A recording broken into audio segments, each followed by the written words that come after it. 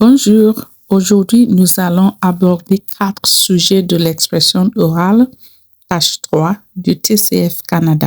Merci de vous abonner à notre chaîne ou bien de cliquer sur Follow. 4 sujets pour la tâche 3 de l'expression orale de TCF Canada, niveau B 2/C1. Sujet 1. Pensez-vous qu'on devrait interdire les jeux d'argent et de hasard? Pourquoi? À mon avis, il faut encadrer très strictement les jeux d'argent et de hasard, surtout en ligne, car ils peuvent avoir des effets très graves sur les individus comme sur l'ensemble de la société. Même s'ils sont souvent présentés comme un simple loisir, ils peuvent rapidement devenir une habitude dangereuse lorsqu'ils ne sont pas suffisamment contrôlés. Toutefois, je ne pense pas qu'une interdiction totale soit la meilleure solution, car elle risquerait de pousser cette activité vers des réseaux illégaux encore plus difficiles à surveiller. Les risques de dépendance. Les jeux d'argent peuvent provoquer une dépendance très forte. Au début, certaines personnes jouent seulement pour se distraire ou pour tenter leur chance. Mais, peu à peu, elles peuvent perdre le contrôle de leurs dépenses et de leur comportement. L'espoir de gagner pousse souvent les joueurs à continuer, même après plusieurs pertes. Cette spirale peut entraîner des dettes importantes, une perte de confiance en soi, ainsi qu'une grande difficulté à sortir de cette habitude. Aujourd'hui, avec les applications mobiles, les paris sportifs et les casinos en ligne, l'accès aux jeux est devenu permanent, rapide et discret, ce qui augmente encore le danger, en particulier pour les jeunes. Les conséquences sociales. Les conséquences du jeu ne concernent pas uniquement les joueurs eux-mêmes. Les familles peuvent aussi en souffrir fortement, notamment à cause des pertes d'argent, du mensonge, du stress et des tensions que cette situation provoque au quotidien. Dans certains cas, les difficultés financières entraînent des disputes, une rupture de confiance ou même un isolement social. De plus, la dépendance au jeu peut aggraver des problèmes de santé mentale tels que l'anxiété, la dépression ou le sentiment de honte. C'est pourquoi il me semble essentiel que l'État intervienne pour protéger les citoyens contre ces risques et pour prévenir les situations les plus graves. Les arguments en faveur des jeux d'argent. Il existe néanmoins des arguments en faveur des jeux d'argent. Certaines personnes estiment que chacun doit rester libre d'utiliser son argent comme il le souhaite, sans intervention excessive de l'État. D'autres considèrent les jeux d'argent comme un divertissement comparable à d'autres loisirs, à condition qu'ils soient pratiqués avec modération. En outre, ce secteur peut créer des emplois et générer des recettes fiscales utiles au financement de certains services publics. Ces arguments méritent d'être entendus, mais ils ne doivent pas faire oublier les nombreux dangers liés à une pratique mal encadrée. Une solution équilibrée. Pour ma part, je pense qu'un contrôle sévère représente la solution la plus raisonnable. Plutôt que d'interdire totalement les jeux d'argent, il serait préférable de mettre en place des règles plus strictes afin de limiter les abus et de mieux protéger les personnes vulnérables. Plusieurs mesures concrètes pourraient être renforcées. Limiter fortement les publicités pour éviter de banaliser le jeu, surtout auprès des jeunes. Renforcer la vérification de l'âge et l'identification des utilisateurs sur les plateformes en ligne. Mettre en place davantage de campagnes d'information sur les risques de dépendance. Proposer plus facilement une aide psychologique et financière aux personnes en difficulté. En conclusion, les jeux d'argent et de hasard présentent, selon moi, davantage d'inconvénients que d'avantages. Lorsqu'ils ne sont pas strictement contrôlés, ils peuvent provoquer des problèmes économiques, familiaux et psychologiques très sérieux. Il est donc nécessaire d'encadrer ce secteur avec rigueur afin de protéger la population, en particulier les jeunes et les personnes les plus fragiles. Ainsi, on pourrait mieux concilier liberté individuelle et responsabilité collective. Sujet 2.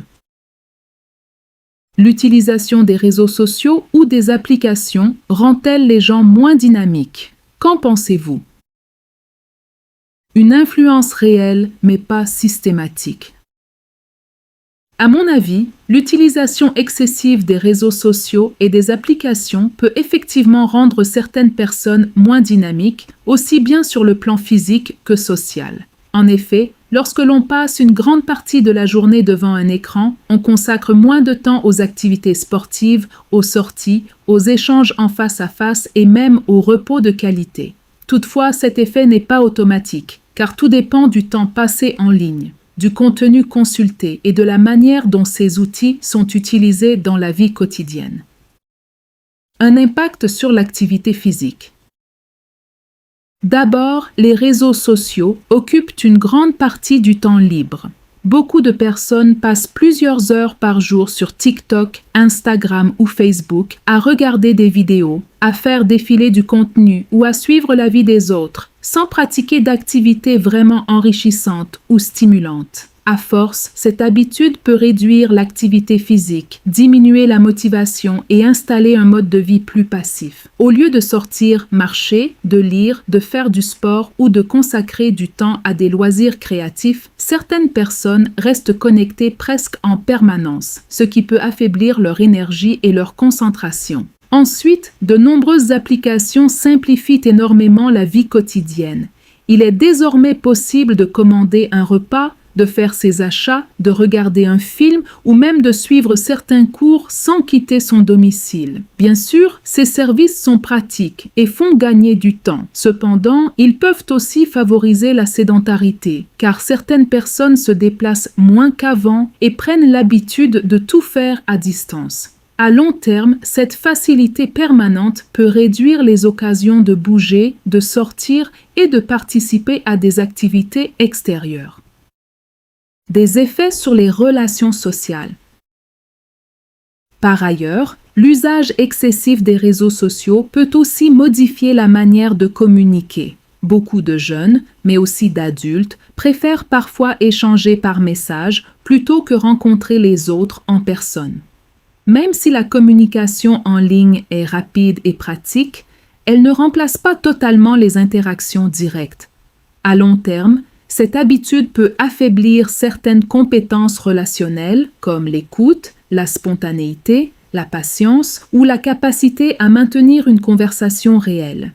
Elle peut également créer une forme d'isolement, malgré l'impression d'être constamment connecté aux autres. Des outils qui peuvent aussi être utiles. Cependant, il serait exagéré de présenter les réseaux sociaux et les applications comme des outils uniquement négatifs.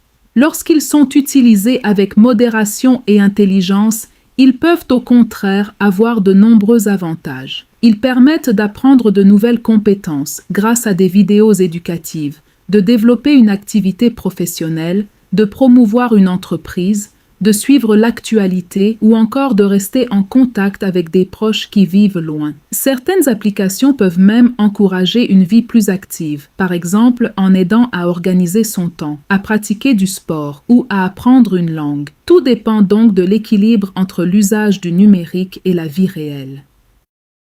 Conclusion.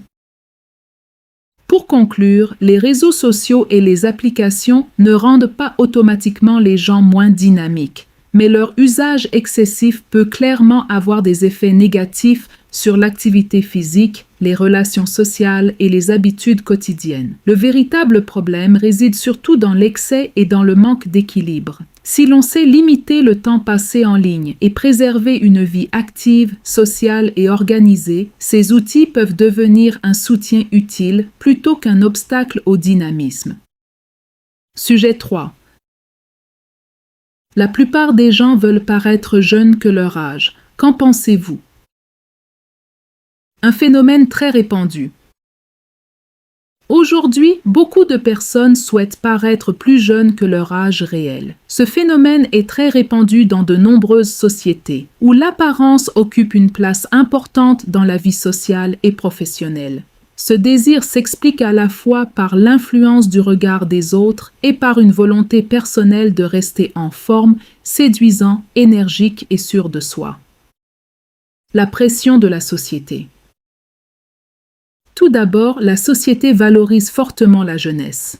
Être jeune est souvent associé à la beauté, à l'énergie, à la réussite et même à de meilleures perspectives professionnelles. Les médias, la publicité, le cinéma et les réseaux sociaux diffusent très souvent une image idéale de la jeunesse, comme si elle représentait le modèle à atteindre. Dans ce contexte, de nombreuses personnes ressentent une pression pour conserver une apparence jeune afin d'être mieux acceptées, admirées ou davantage valorisées par les autres. Un désir personnel compréhensible. Ensuite, ce désir peut aussi avoir une dimension plus personnelle et tout à fait compréhensible. Vouloir paraître jeune ne signifie pas toujours refuser de vieillir. Cela peut simplement montrer que l'on souhaite prendre soin de sa santé, rester actif, soigner son apparence et se sentir bien dans sa peau. Dans ce cas, cette attitude n'a rien de négatif, car elle reflète souvent une volonté de bien-être, de confiance en soi et de respect de soi-même. Les limites de cette recherche de jeunesse. Cependant, cette recherche de jeunesse peut devenir problématique lorsqu'elle tourne à l'obsession. Certaines personnes dépensent alors beaucoup d'argent dans des produits de beauté, des soins coûteux ou des interventions esthétiques, sans jamais être pleinement satisfaites du résultat. Plus elles cherchent à effacer les signes de l'âge, plus elles risquent de se sentir insatisfaites de leur apparence. Cette quête permanente peut fragiliser l'estime de soi, provoquer de l'anxiété et créer un mal-être durable. Mon point de vue. À mon avis, il est tout à fait normal de vouloir prendre soin de soi, rester en forme et avoir une apparence agréable. Cependant, il est tout aussi important d'accepter son âge avec sérénité et de ne pas faire de la jeunesse une obsession. Vieillir fait naturellement partie de la vie et chaque période apporte aussi ses qualités, comme l'expérience, la maturité, la stabilité et la sagesse. À mes yeux, la vraie beauté ne dépend pas seulement de l'apparence physique, mais aussi de l'attitude, de la confiance en soi et de la manière dont on accepte le temps qui passe. Conclusion. En conclusion, vouloir paraître jeune n'est pas un problème en soi, car ce désir peut traduire une envie de rester en bonne santé, actif et confiant. Toutefois, il est essentiel de garder un bon équilibre entre le soin de soi, le bien-être personnel et l'acceptation naturelle de son âge. Selon moi, l'important n'est pas de paraître toujours plus jeune, mais de se sentir bien avec soi-même à chaque étape de la vie. Merci pour votre attention. Sujet 4. Tous les soins médicaux devraient-ils être offerts gratuitement à tout le monde? Quel est votre avis? Un droit fondamental, mais un système à équilibrer. À mon avis, les soins médicaux essentiels devraient être accessibles gratuitement à tous, car la santé est un droit fondamental et non un privilège réservé aux plus riches. Toutefois, pour que ce modèle fonctionne durablement, il est nécessaire de préserver un certain équilibre dans l'organisation et le financement du système de santé. Protéger l'ensemble de la population. Tout d'abord, offrir des soins médicaux gratuits permet de mieux protéger l'ensemble de la population. Lorsqu'une personne n'a pas les moyens de consulter un médecin, son état de santé peut s'aggraver et devenir plus grave, non seulement pour elle-même, mais aussi pour la société. Par exemple, certaines maladies contagieuses peuvent se propager plus facilement si des personnes renoncent à se faire soigner en raison de coûts trop élevés. Un accès gratuit aux soins de base contribue donc à améliorer la santé publique de manière générale. Réduire les inégalités sociales. Ensuite, la gratuité des soins essentiels permet de réduire les inégalités sociales. Dans de nombreux pays, les personnes les plus modestes souffrent davantage parce qu'elles n'ont pas accès à des traitements de qualité. À mes yeux, il n'est pas juste qu'une personne voit sa santé se dégrader ou même risque de mourir simplement parce qu'elle manque d'argent. Grâce à un système médical accessible, chacun peut bénéficier des mêmes chances d'être soigné, quelle que soit sa situation financière. Alléger la pression sur les familles. Par ailleurs, des soins gratuits peuvent aussi réduire le stress financier des familles. Dans certains pays, les dépenses médicales sont si élevées que certaines personnes doivent s'endetter pour payer une opération, une hospitalisation ou des médicaments. Cette situation provoque une forte angoisse et peut fragiliser durablement l'équilibre économique d'un foyer. Un système plus accessible permettrait donc de soulager de nombreuses familles face à ce type de difficultés. Les limites d'une gratuité totale.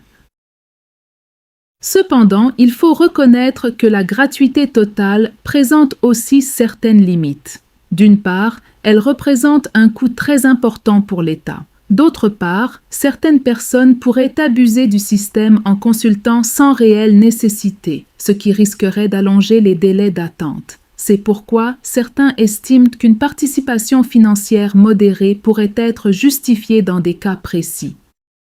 Une solution équilibrée.